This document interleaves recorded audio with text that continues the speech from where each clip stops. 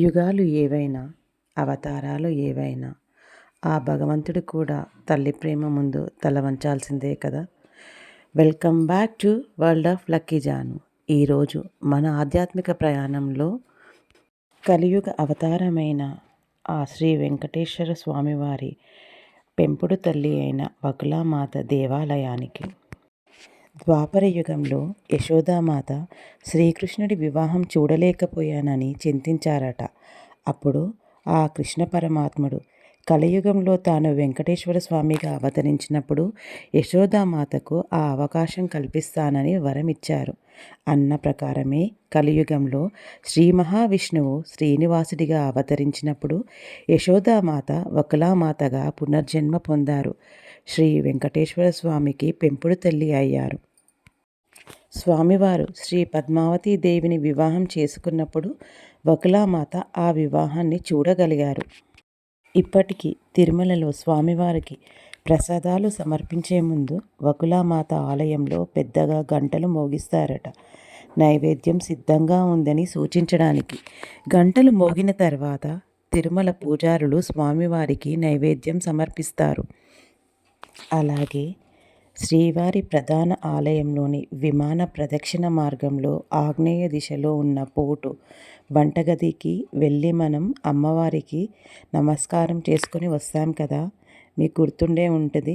పోటులో ఉన్న వకులాదేవి దగ్గరుండి తన కొడుకుకు కావలసిన తినుబండారాలను శుచిగా శుభ్రంగా వండిస్తుంది అని కూడా అంటారు. ఇదే కదా తల్లి ప్రేమ అంటే. మనం ప్రస్తుతం చూస్తున్న వకులామాత ఆలయం తిరుపతి గ్రామీణ మండలంలోని పేరూరు గ్రామ పంచాయతీ పరిధిలోని పేరూరు కొండపై ఉంది.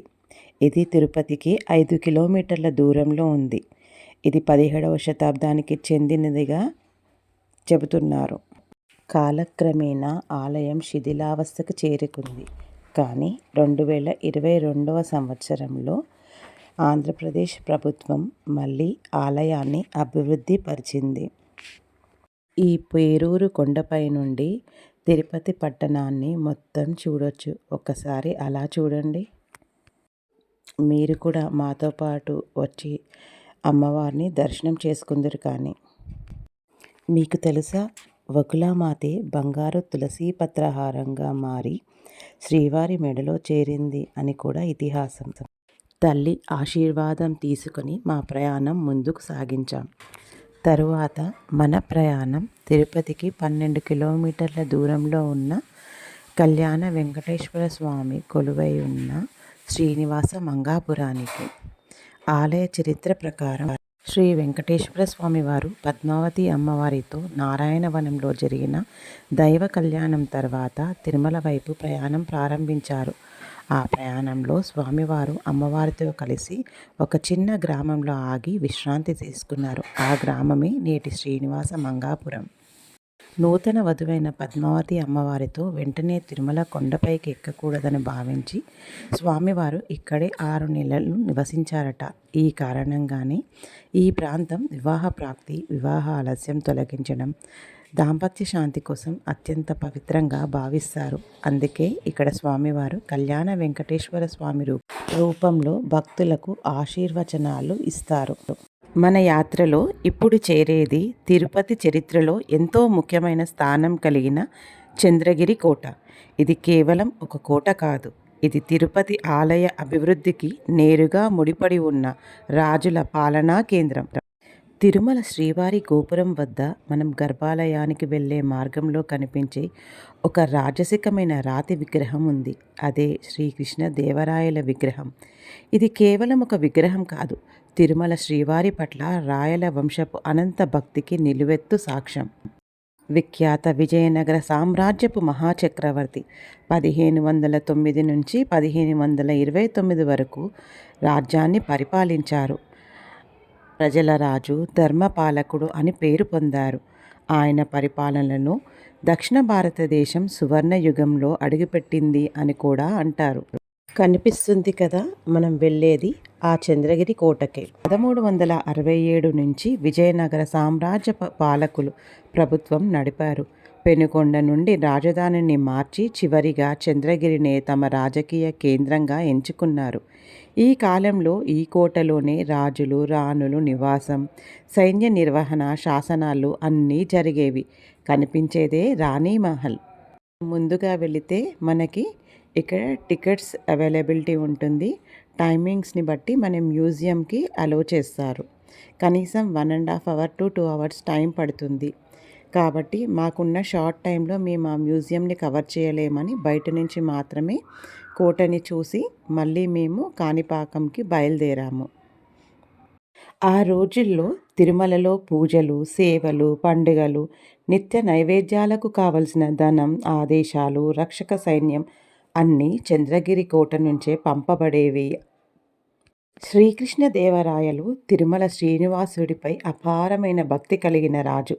ఆయన తిరుమలలో అనేక కట్టడాలు, మంటపాలు, రథాలు, గోపురాలు నిర్మించారు. ఆయన ఇచ్చిన శాసనాలు, ఆభరణాలు ఇప్పటికీ దేవాలయం సంరక్షిస్తుందట. అందుకే తిరుమల చరిత్రలో విజయనగర రాజుల కీర్తి విడదీయరాని భాగం అని అంటారు. చంద్రగిరి, తిరుపతి అనుబంధాన్ని చెప్పే ఒక పురాతన విశ్వాసం కూడా ఉన్నదట. పాతకాలంలో తిరుమల గర్భగుడిలో పూజా సమయంలో గంట మోగితే చంద్రగిరి కోటయందు ఉన్న గంట కూడా ప్రతిధ్వనించేదట. స్వామివారికి నైవేద్యం సమర్పించిన తర్వాత చంద్రగిరి కోటలో గంట మోగిన తర్వాతనే రాజకుటుంబం వారు భోజనం స్వీకరించేవారట. శ్రీకృష్ణదేవరాయలు స్వయంగా తిరుమలకు 7 సార్లు వచ్చినట్టు శాసనాల్లో ఉందట. ఆయన వచ్చిన ప్రతిసారి భారీ బంగారం, మన్నులు, ఆభరణాలు, మకుటాలు, ముత్యాల హారం ఇలా ఆలయానికి చాలా వరకు సమర్పించేవారట. అలాగే తిరుమల గోపురాలు, మండపాలు మరమ్మతు చేయించేవారట. తిరుమల శ్రీవారి గోపురం వద్ద గర్భాలయానికి వెళ్ళే మార్గంలో కనిపించే శ్రీకృష్ణదేవరాయల విగ్రహం ఇది కేవలం ఒక విగ్రహం కాదు, తిరుమల శ్రీవారి పట్ల రాయల వంశపు అనంత భక్తికి నిలువెత్తు సాక్ష్యం. అలనాటి రాజరికపు నిలువెత్తు సాక్ష్యాలైన చంద్రగిరి కోటను దాటుకుంటూ వరసిద్ధి వినాయక స్వామివారు అవతరించిన కాణిపాకం వైపు బయలుదేరాము. అలా మార్గమధ్యంలో ఆ స్వామివారి కృప కటాక్షాలు, అలాగే ఆలయ చరిత్ర గురించి తెలుసుకుందామా? ఈ ఆలయం కేవలం ఒక దేవాలయం మాత్రమే కాదు, అద్భుతాలు, నమ్మకం, భక్తితో నిండిన ఒక దైవస్థలం. పూర్వకాలంలో ఈ ప్రాంతంలో 3 అన్నదమ్ములు నివసించేవారు. వారిలో ఒకరు మోగవారు, మరొకరు చెవిటివారు, ఇంకొకరు చూపులేని వ్యక్తి. జీవనోపాధి కోసం వారు ఒక పొలంలో బావి తవ్వడం ప్రారంభించారు. అలా తవ్వుతుండగా అకస్మాత్తుగా బావిలో నుంచి రక్తం వెలువడింది. భయంతో వారు వెనక్కి తగ్గారు. కానీ కొద్దిసేపటికి ఆ రక్తపు మిశ్రమం నీరు స్వచ్ఛమైన నీటిగా మారిపోయిందట. అదే సమయంలో ఒక అద్భుతం కూడా జరిగిందట. 3 అన్నదమ్ములు వికలాంగం మొత్తం తొలగిపోయిందంట. క్షణాల్లో పూర్తిగా నయమైందట. దైవకృపను అనుభవించిన వారు భక్తితో కన్నీళ్లు పెట్టుకున్నారు. ఈ వార్త చుట్టుపక్కల గ్రామంలో వేగంగా వ్యాప్తించింది. ప్రజలు పెద్ద సంఖ్యలో వచ్చి ఆ బావిని సందర్శించారు. బావిలో వెలిసినది స్వయంభూ వినాయక స్వామివారు. అదిగో కనిపించేదే ఆ ఆలయం. ఎంత నీరు తీసినా ఆ బావి నిండుతూనే ఉండేది. తరతరాలుగా ఈ అద్భుతం కొనసాగుతూనే ఉంది. కాలక్రమేణా ఆ బావిలో వెలిసిన వినాయక స్వామి విగ్రహం రోజురోజుకు పెరుగుతూనే ఉందని భక్తుల విశ్వాసం. నేటికి స్వామివారి ఉదర భాగం నెమ్మదిగా పెరుగుతుందని ఆలయ అధికారులు కూడా చెబుతున్నారు. దానికి సాక్ష్యంగా పక్కనే ఉంచిన స్వామివారికి ప్రతి సంవత్సరం చేయించిన వెండి కవచాలను కూడా మనం చూడొచ్చు. అలాగే కాణిపాకం, కాణి అంటే నీరు, పాకం అంటే ప్రవాహం. నీరు ఎప్పటికీ ఆగకుండా ప్రవహించే ఈ ప్రాంతానికి కాణిపాకం అనే పేరు కూడా వచ్చింది అని అంటారు. వినాయక స్వామి దర్శనం చేసుకున్న తర్వాత పక్కనే శివాలయం ఉంది. అందులో కూడా దర్శనం చేసుకున్నాము. తర్వాత మా ప్రయాణం వేలూరు వైపు సాగింది. వేలూరు కోట దక్షిణ భారతదేశంలో అత్యంత బలమైన రాతి కోటల్లో ఒకటిగా గుర్తింపు పొందింది. ఈ కోటను క్రీస్తు శకం 1566లో విజయనగర సామ్రాజ్యానికి చెందిన రాజులు నిర్మించారట. పూర్తిగా గ్రానైట్ రాయిలతో నిర్మించిన ఈ కోట చుట్టూ లోతైన కందకం ఉంది. ఒకప్పుడు ఈ కందకంలో మొసళ్ళు కూడా ఉండేవని చరిత్ర చెబుతుంది. కోట గోడలు 20 అడుగులకు పైగా ఎత్తుగా, అత్యంత వెడల్పుగా ఉండటంతో శత్రువులు లోనికి ప్రవేశించడం చాలా కష్టమయ్యేది. ఒకసారి దగ్గరగా వెళ్ళి చూసాం రండి. విజయనగర సామ్రాజ్యం పతనానంతరం ఈ కోట అనేక పాలకుల ఆధీనంలోకి వెళ్ళిందట. బీజాపూర్ సుల్తానులు, మరాఠాలు, కర్ణాటక నవాబులు, చివరిగా బ్రిటిష్ ఈస్ట్ ఇండియా కంపెనీ. అలాగే మరో ముఖ్యమైన ఘట్టం కూడా ఉందండోయ్. 1857లో స్వాతంత్ర పోరాటానికి ముందు జరిగిన సిపాయి తిరుగుబాటు గురించి మనకందరికీ తెలుసు. కానీ 1806లో వేలూరు సిపాయి తిరుగుబాటు జరిగిందని చరిత్ర చెబుతుంది. అలాగే ఈ కోటను జైలుగా కూడా ఉపయోగించారట. మైసూర్ పాలకుడు టిప్పు సుల్తాన్ కుటుంబ సభ్యులను ఇక్కడ నిర్మించారు అని చరిత్ర చెబుతుంది. అదిగో కనిపిస్తుంది కదా, అదే జలకంఠేశ్వర స్వామి ఆలయం. మేము వెళ్ళేసరికి ఫోర్ట్ టైమింగ్స్ అయిపోయాయి. 5 o'clock వరకు మాత్రమే మనకు ఎంట్రీ ఉంటుంది. సో మేము ఫోర్ట్ని చూడలేకపోయాము, కానీ స్వామివారి దర్శనం మాత్రం చేసుకున్నాము.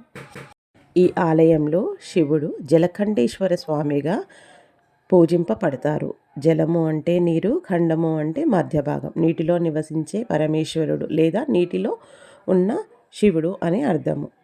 ఆలయాన్ని 16వ శతాబ్దంలో విజయనగర సామ్రాజ్యానికి చెందిన మహారాజు శ్రీకృష్ణదేవరాయల కాలంలో నిర్మించారు. ఈ ఆలయం ద్రావిడ శిల్పకళకు అద్భుత ఉదాహరణ. ఆలయంలోని స్తంభాలు, మండపాలు, గోపురాలు సూక్ష్మమైన రాతి శిల్పాలతో అలంకరింపబడ్డాయి. శివుడు, పార్వతి, విష్ణువు, దేవతల పురాణ ఘట్టాలను శిల్పాల రూపంలో మనం ఇక్కడ చూడవచ్చు. కాలక్రమేణా ఈ ఆలయం కొంత నిర్లక్ష్యానికి గురైందట. కానీ తర్వాత భారత పురావస్తు శాఖ ఆధ్వర్యంలో పునరుద్ధరింపబడింది అని చెబుతున్నారు. నేడు జలకంఠేశ్వర స్వామి ఆలయం ఆధ్యాత్మికతతో పాటు కళాత్మక వైభవానికి ప్రతీకగా నిలుస్తుంది. స్వామివారి దర్శనం చేసుకున్న తర్వాత 8 కిలోమీటర్ల దూరంలో ఉన్న వేలూర్ గోల్డెన్ టెంపుల్కి బయలుదేరాము. శ్రీపురం గోల్డెన్ టెంపుల్ని శ్రీ నారాయణీ పీఠం ఆధ్వర్యంలో స్థాపించారు.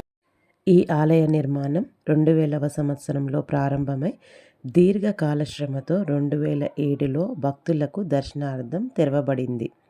ఆలయంలో కొలువై ఉన్నది మహాలక్ష్మి అమ్మవారు, సర్వ సంపదలకు అధిష్టానం అయిన దేవీ రూపం.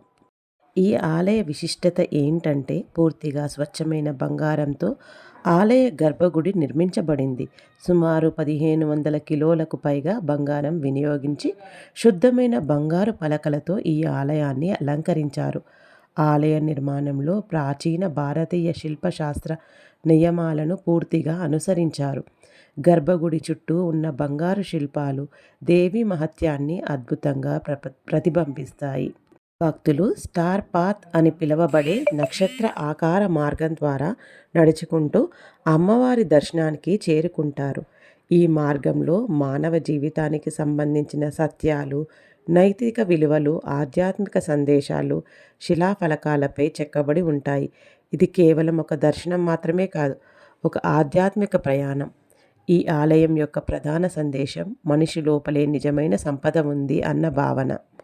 గోల్డెన్ టెంపుల్ ప్రాంగణంలో పచ్చని తోటలు, నిశ్శబ్ద వాతావరణం, ధ్యానం చేసుకునే ప్రదేశాలు భక్తులను ఆకట్టుకుంటాయి. పదండి దర్శనానికి వెళ్ళి వద్దాము. టికెట్ కౌంటర్లో అడిగితే వాళ్ళు మనల్ని గైడ్ చేస్తారు. అక్కడ స్పెషల్ ఎంట్రీ దర్శన్ కూడా ఉంటుంది. మేము వెళ్ళేసరికి 7:30 పైన అయిపోయింది. సో స్పెషల్ ఎంట్రీ కోసం అడిగాము. అక్కడ 4000 టికెట్ అలా ఎంట్రీ ఉంటుంది. తీసుకుంటే కరెక్ట్గా మనకి గర్భాలయంలో అమ్మవారి ముందు కూర్చోబెట్టి పుష్పాలంకరణ సేవ చేయడానికి వీలుగా ఉంటుంది. చాలా అద్భుతంగా ఉంది దర్శనం మాత్రం. నిజంగా నైట్స్ వ్యూ, లైట్స్ మధ్యలో అమ్మవారి గోల్డెన్ టెంపుల్ అలా నీళ్ళల్లో ప్రతిబింబిస్తూ వర్ణనాతీతంగా ఉంది. చాలా అద్భుతంగా ఉంది. అమ్మవారి దర్శనానంతరం మళ్ళీ మేము తిరుగు ప్రయాణం అయ్యాము తిరుపతి వైపుగా. ఇలా మా 3వ రోజు ప్రయాణం సాగింది. తిరుపతి నుండి బయలుదేరి బక్లామాత దర్శనం, కళ్యాణ వెంకటేశ్వర స్వామి దర్శనం, చంద్రగిరి కోట వైభవాన్ని చూసుకుంటూ వరసిద్ధి వినాయక స్వామివారి ఆశీస్సులు కాణిపాకంలో తీసుకొని వేలూరు కోట వైభవాన్ని చూస్తూ జలకంఠేశ్వర స్వామి ఆశీస్సులు అందుకున్న తర్వాత శ్రీపురం గోల్డెన్ టెంపుల్లో అమ్మవారి ఆశీస్సులు తీసుకొని మళ్ళీ మేము తిరుపతికి తిరుగు ప్రయాణం అయ్యాము. వీడియో మీకు నచ్చితే తప్పకుండా లైక్, షేర్ అండ్ సబ్స్క్రైబ్.